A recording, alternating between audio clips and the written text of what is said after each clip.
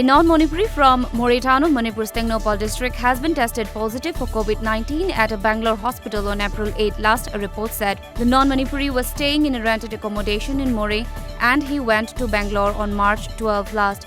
Following the confirmed report, 19 persons, including the man's family members, were taken to More Hospital in 2 ambulances for coronavirus test. Meanwhile, Tripura has confirmed second COVID-19 positive case today. With this, the Northeast has so far reported 35 COVID-19 cases, including 1 fatality in Assam. All markets witnessed heavy crowds stocking up essential commodities in Imphal and other districts of the state today. People thronged markets in Imphal. However, the 3 Ima markets, Pauna Bazaar and Thangal Bazaar, were not opened. The Manipur government today relaxed curfew and lockdown for a few hours in view of Easter and Charaba festival. However, at oil pumps, the people were seen violating social distancing norms.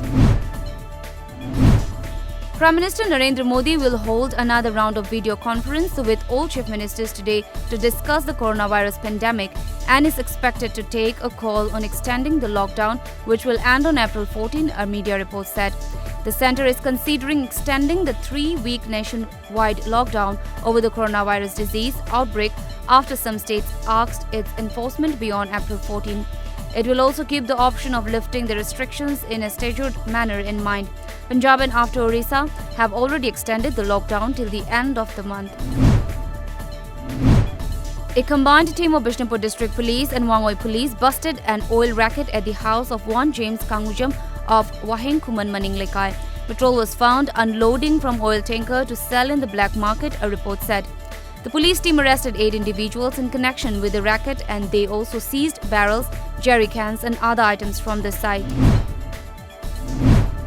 The US has become the world's first country to have registered more than 2,000 COVID-19 deaths in a single day, with 2,108 fatalities reported in the past 24 hours.